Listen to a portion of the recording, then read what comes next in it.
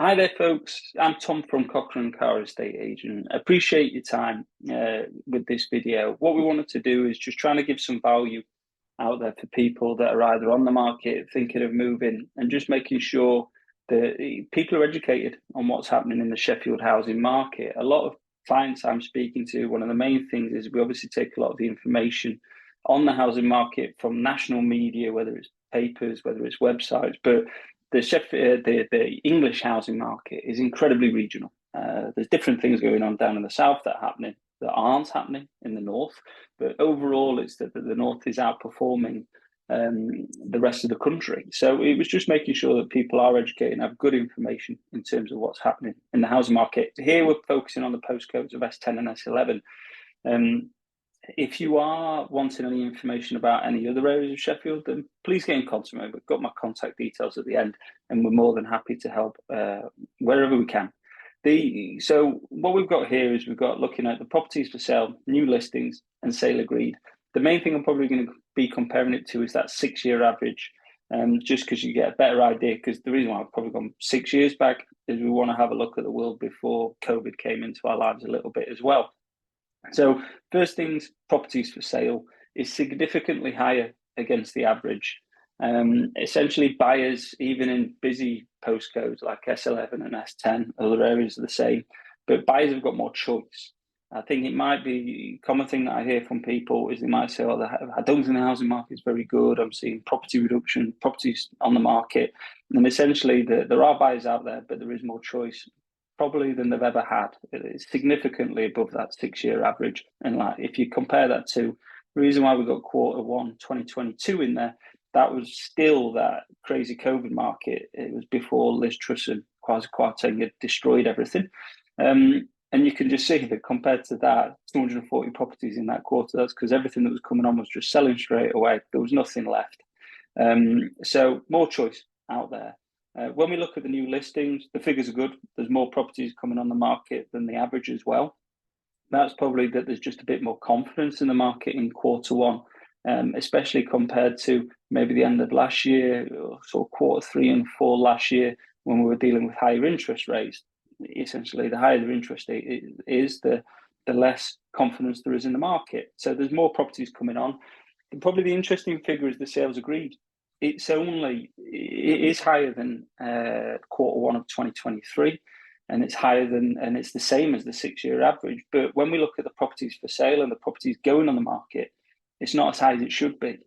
The reason why the figure is low in that crazy COVID market of 2022 is just because there wasn't a lot of properties on the market. Everything was just selling straight away. So that was a huge supply issue. So that probably does lead into the next bit, that what we're looking at is pricing, because with the number of properties for sale, I don't think it's necessarily reflected in the number of sales agreed.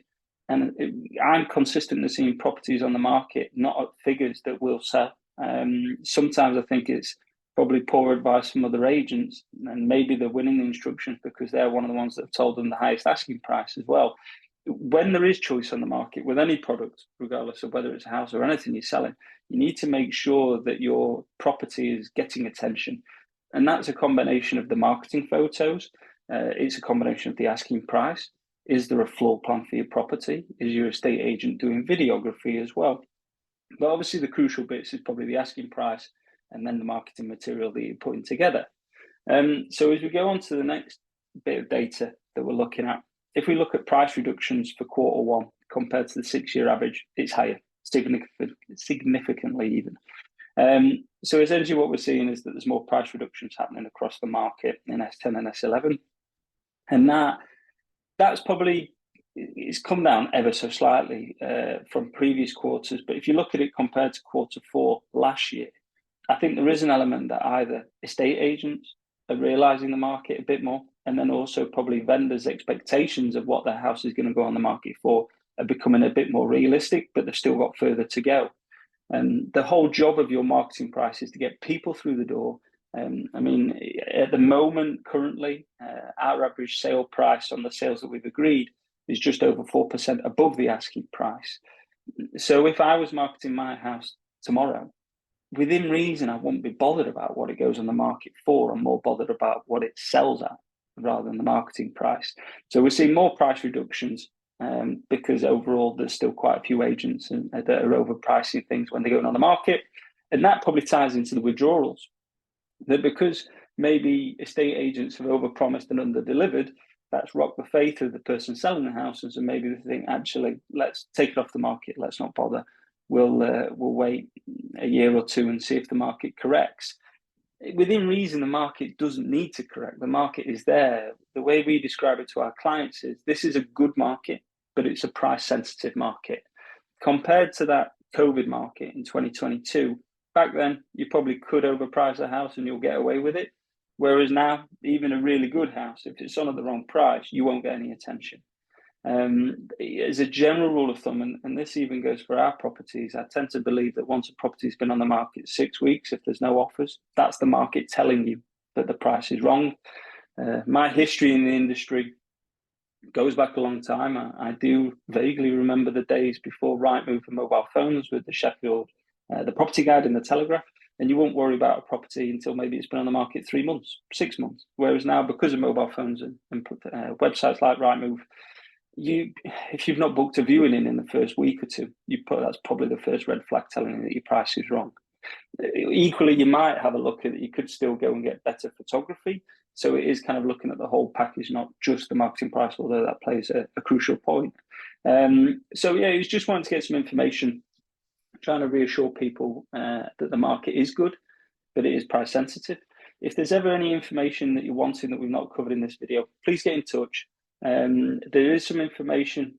I suppose I won't be doing my job if I was not going to discuss how good we're finding the market. But there's some key stats that so I do want to say thank you to Simon Gates for helping me with this info. At the moment, our average sales agreed, this was in the S10 and S11 postcodes, is 35 days. The average area for other agents is 46. I am a big believer that all estate agents do the same thing. We just do them to drastically different abilities. And that's kind of a representation of that we're selling. Our average sale time is 11 days quicker than the average agent. And that's the average agent. So there's worse ones out there. Also, compared to the average agent, we're achieving an extra 1.41% more on our sales prices. And then probably the other thing, as much as people do want the most money for their property, they also want the certainty that it's going to happen. It's great selling your house for a fantastic figure, but if the sale falls apart or you don't move, then it's kind of irrelevant. The percentage of properties that have come on in the last 12 months that we've exchanged contracts on is 86.49%. I mean, and that's a huge 17.51% higher than the average agent. So there are worse ones than the average out there as well.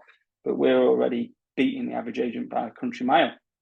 And this isn't just down to marketing prices, just down to photography, floor plans, videography. It's kind of the way how we do viewings. It's the way we negotiate on offers. And it's just the general hard work that the staff will put together. So if you are on the market and maybe not satisfied with your current agent, or even just wanted to know if there's any, I'm more than happy to look at anyone's marketing material they've got for the property on the market, and I'll give people pointers wherever I can. Then it's just a case of just getting in contact with me.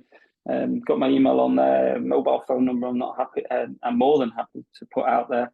If you are thinking of moving as well, we do put our properties on our Facebook and our Instagram account 2 days before they go on Rightmove.